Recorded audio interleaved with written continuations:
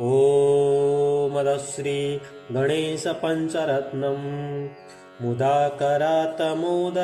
सदा विमुक्तिसाधकं कलाधरावतंसकं विलासिलोकरञ्जकम् अनायकैकनायकं विनाशितेव दैत्यकं नताशुभाशुनाथकं नमामि तं विनायकम् न ते तरातिभीकरं नवोदितार्कभास्वरं नमः सुरारिनिर्जरं नताधिकापदुर्धरम् सुरेश्वरं निधीश्वरं गजेश्वरं गणेश्वरं महेश्वरं तमाश्रये परात्परं निरन्तरं समस्तलोकशङ्करं निरस्तदैत्यकुञ्जरं दरेतरोदरं वरं वरे भवत्रमक्षरम् कृपाकरं क्षमाकरं मुदाकरं यशस्करं नमस्करं नमस्कृतां नमस्करोमि भास्वरम् अकिञ्चनार्तिमार्चनं चिरन्तनोक्तिभाजनं पुरारिपूर्वनन्दनं सुरारिगर्वचर्वणम् प्रपञ्चनाशभीषणं धनञ्जयादिभूषणं कपोलदानवारणं भजे पुराणवारणम् नितान्तकान्तदन्तकान्तिमन्तकान्तकात्मज वचिन्त्यरूपमन्तहीनमन्तराय कृन्तनम् हृदयन्तरे निरन्तरं वसन्तमेव योगिनां तमेकदन्तमेव तं विचिन्तयामि सन्ततम् महागणेश पञ्चरत्नमादरेण युन्वहं प्रगायति प्रभातके हृदये स्मरं गणेश्वरम् अरोगतामदोषतां सुसाहितीं सुपुत्रतां समाहितायुरष्टभूतिमभ्युपैति सोऽशिरात् मुदाकरातमोदकं सदा विमुक्तिसाधकं कलाधरावतंसकं विलासिलोकरञ्जकम् अनायकैकनायकं विनाशितेव दैत्यकं नताशुभाशुनाथकं नमामि तं विनायकम् न ते तरातिभीकरं नवोदितार्कभास्वरं नमः सुरारिनिर्जरं नताधिकापदुर्धरम् सुरेश्वरं निधीश्वरं गजेश्वरं गणेश्वरं महेश्वरं तमाश्रये परात्परं निरन्तरं समस्तलोकशङ्करं निरस्तदैत्यकुञ्जरं दरेतरोदरं वरं वरे भवत्रमक्षरम् कृपाकरं क्षमाकरं मुदाकरं यशस्करं नमस्करं नमस्कृतां नमस्करोमि भास्वरम् अकिञ्चनार्तिमार्चनं चिरन्तनोक्तिभाजनं पुरारिपूर्वनन्दनं सुरारिगर्वचर्वणम् प्रपञ्चनाशभीषणं धनञ्जयादिभूषणं कपोलदानवारणं भजे पुराणवारणम् नितान्तकान्तदन्तकान्तिमन्तकान्तकात्मज वचिन्त्यरूपमन्तहीनमन्तराय कृन्तनम् हृदयन्तरे निरन्तरं वसन्तमेव योगिनां तमेकदन्तमेव तं विचिन्तयामि सन्ततम् महागणेश पञ्चरत्नमादरेण युन्वहं प्रगायति प्रभातके हृदये स्मरं गणेश्वरम् अरोगतामदोषतां सुसाहितीं सुपुत्रतां समाहितायुरष्टभूतिमभ्युपैति सोऽशिरात् मुदाकरातमोदकं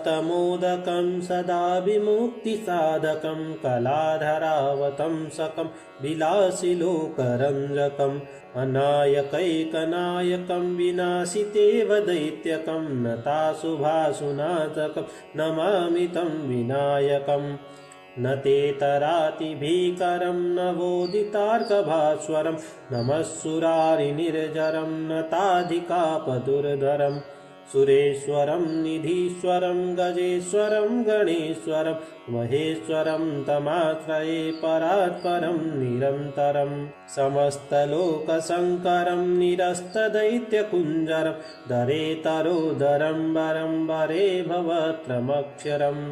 कृपाकरं क्षमाकरं मुदाकरं यशस्करं नमस्करं नमस्कृतां नमस्करोमि भास्वरम् अकिञ्चनार्तिमार्चनं चिरन्तनोक्तिभाजनं पुरारिपूर्वनन्दनं सुरारिगर्वचर्वणम् प्रपञ्चनाशभीषणं धनञ्जयादिभूषणं कपोलदानवारणं भजे पुराणवारणम्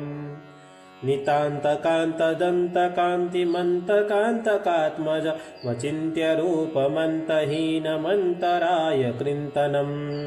हृदयन्तरे निरन्तरं वसन्तमेव योगिनां तमेकदन्तमेव तं विचिन्तयामि सन्ततम् महागणेशपञ्चरत्नमादरेण युन्वहं प्रगायति प्रभातके हृदि स्मरं गणेश्वरम् अरोगतामदोषतां सुसाहितीं सुपुत्रतां समाहितायुरष्टभूतिमभ्युपैति सोऽशिरात् मुदाकरात्तमोदकं सदा विमुक्तिसाधकं कलाधरावतंसकं विलासिलोकरञ्जकम् अनायकैकनायकं विनाशितेव दैत्यकं नताशुभाशुनाशकं नमामि तं विनायकम् न तेतरातिभीकरं नवोदितार्कभास्वरं नमः सुरारिनिर्जरं नताधिकापदुर्धरम् सुरेश्वरं निधीश्वरं गजेश्वरं गणेश्वरं महेश्वरं तमाश्रये परात्परं निरन्तरं समस्तलोकशङ्करं निरस्तदैत्यकुञ्जरं दरेतरोदरं वरं वरे भवत्रमक्षरम् कृपाकरं क्षमाकरं मुदाकरं यशस्करं नमस्करं नमस्कृतां नमस्करोमि भास्वरम् अकिञ्चनार्तिमार्चनं चिरन्तनोक्तिभाजनं पुरारिपूर्वनन्दनं सुरारिगर्वचर्वणम् प्रपञ्चनाशभीषणं धनञ्जयादिभूषणं कपोलदानवारणं भजे पुराणवारणम् नितान्तकान्तदन्तकान्तिमन्तकान्तकात्मज वचिन्त्यरूपमन्तहीनमन्तराय कृन्तनम् हृदयन्तरे निरन्तरं वसन्तमेव योगिनां तमेकदन्तमेव तं विचिन्तयामि सन्ततम् महागणेशपञ्चरत्नमादरेण युन्वहं प्रगायति प्रभातके हृदि स्मरं गणेश्वरम् अरोगतामदोषतां सुसाहितीं सुपुत्रतां समाहितायुरष्टभूतिमभ्युपैति सोऽशिरात् मुदाकरात्तमोदकं सदा विमुक्तिसाधकं कलाधरावतंसकं विलासिलोकरञ्जकम् अनायकैकनायकं विनाशितेव दैत्यकं नताशुभाशुनाशकं नमामि तं विनायकम् न तेतरातिभीकरं नवोदितार्कभास्वरं नमः सुरारिनिर्जरं नताधिकापदुर्धरम् सुरेश्वरं निधीश्वरं गजेश्वरं गणेश्वरं महेश्वरं तमाश्रये परात्परं निरन्तरं समस्तलोकशङ्करं निरस्तदैत्यकुञ्जरं दरेतरोदरं वरं वरे भवत्रमक्षरम् कृपाकरं क्षमाकरं मुदाकरं यशस्करं नमस्करं नमस्कृतां नमस्करोमि भास्वरम्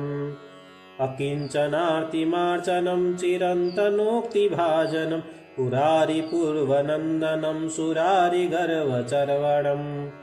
प्रपञ्चनाशभीषणं धनञ्जयादिभूषणं कपोलदानवारणं भजे पुराणवारणम् नितान्तकान्तदन्तकान्तिमन्तकान्तकात्मज वचिन्त्यरूपमन्तहीनमन्तराय कृन्तनम् हृदयन्तरे निरन्तरं वसन्तमेव योगिनां तमेकदन्तमेव तं विचिन्तयामि सन्ततम् महागणेशपञ्चरत्नमादरेण युन्वहं प्रगायति प्रभातके हृदि स्मरं गणेश्वरम्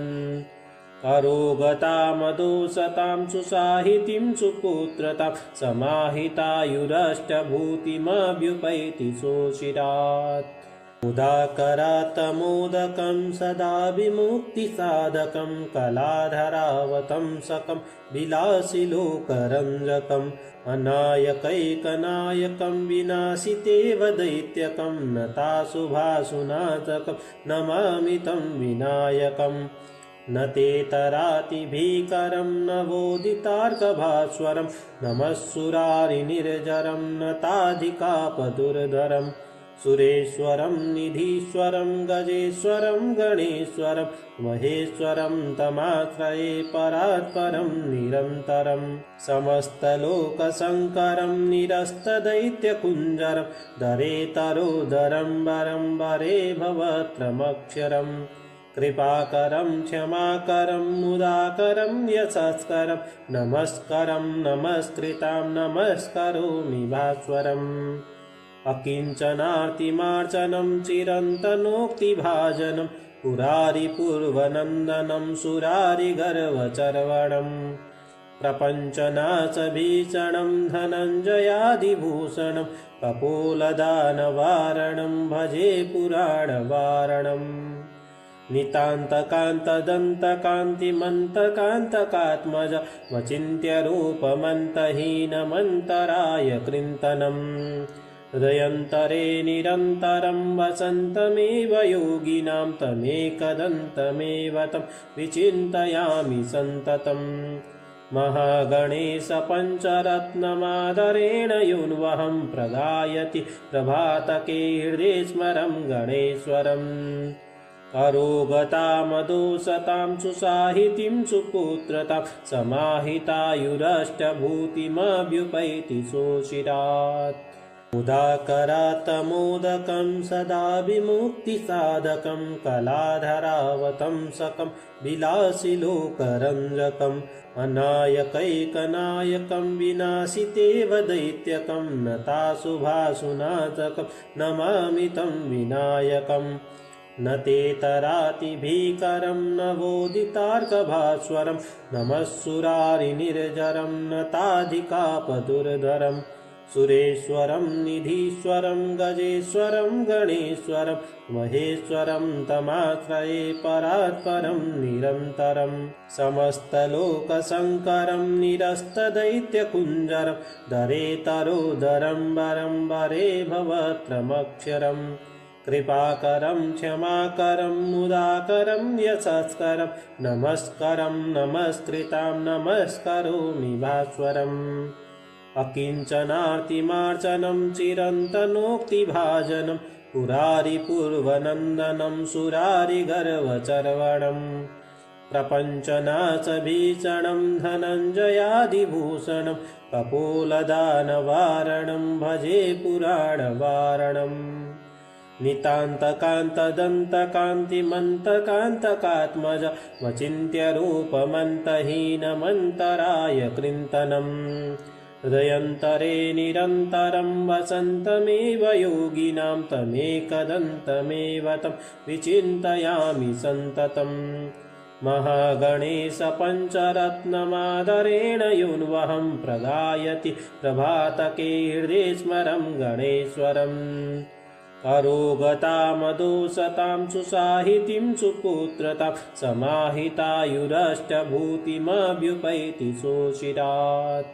उदाकरात्तमोदकं सदा विमुक्तिसाधकं कलाधरावतंसकं विलासिलोकरञ्जकम् अनायकैकनायकं विनाशितेव दैत्यकं नताशुभाशुनाशकं नमामि तं विनायकम् न ते तरातिभीकरं न वोदितार्कभास्वरं नमः सुरारिनिर्जरं नताधिकापदुर्धरम्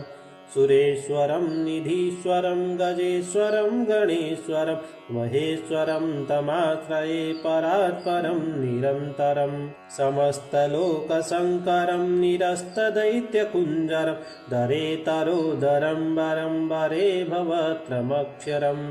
कृपाकरं क्षमाकरं मुदाकरं यशस्करं नमस्करं नमस्कृतां नमस्करोमि भास्वरम् अकिञ्चनार्तिमार्चनं चिरन्तनोक्तिभाजनं पुरारिपूर्वनन्दनं सुरारिगर्वचर्वणम् प्रपञ्चनाशभीषणं धनञ्जयादिभूषणं कपोलदानवारणं भजे पुराणवारणम् नितान्तकान्तदन्तकान्तिमन्तकान्तकात्मज मचिन्त्यरूपमन्तहीनमन्तराय कृन्तनम् हृदयन्तरे निरन्तरं वसन्तमेव योगिनां तमेकदन्तमेव तं विचिन्तयामि सन्ततम् महागणेश पञ्चरत्नमादरेण युन्वहं प्रगायति प्रभातके हृदि स्मरं गणेश्वरम् अरोगतामदोषतां सुसाहितीं सुपुत्रतां समाहितायुरष्टभूतिमभ्युपैति सोऽशिरात् मुदाकरात्तमोदकं सदा विमुक्तिसाधकं कलाधरावतंसकं विलासिलोकरञ्जकम् अनायकैकनायकं विनाशितेव दैत्यकं नताशुभाशुनाशकं नमामि तं विनायकम् न तेतरातिभीकरं नवोदितार्कभास्वरं नमः सुरारिनिर्जरं नताधिकापदुर्धरं सुरेश्वरं निधीश्वरं गजेश्वरं गणेश्वरं महेश्वरं तमाश्रये परात्परं निरन्तरं समस्तलोकशङ्करं निरस्तदैत्यकुञ्जरं दरेतरोदरं वरं वरे भवत्रमक्षरम् कृपाकरं क्षमाकरं मुदाकरं यशस्करं नमस्करं नमस्कृतां नमस्करोमि भास्वरम् अकिञ्चनार्तिमार्चनं चिरन्तनोक्तिभाजनं पुरारिपूर्वनन्दनं सुरारिगर्वचर्वणम् प्रपञ्चनाशभीषणं धनञ्जयादिभूषणं कपोलदानवारणं भजे पुराणवारणम् नितान्तकान्तदन्तकान्तिमन्तकान्तकात्मज मचिन्त्यरूपमन्तहीनमन्तराय कृन्तनम् हृदयन्तरे निरन्तरं वसन्तमेव योगिनां तमेकदन्तमेव तं विचिन्तयामि सन्ततम् महागणेश पञ्चरत्नमादरेण युन्वहं प्रगायति प्रभातके हृदि स्मरं गणेश्वरम् अरोगतामदोषतां सुसाहितीं सुपुत्रतां समाहितायुरष्टभूतिमभ्युपैति सोऽशिरात् इति श्रीमच्छङ्कराचार्यकृतं गणेशपञ्चरत्नस्तोत्रं सम्पूर्णम्।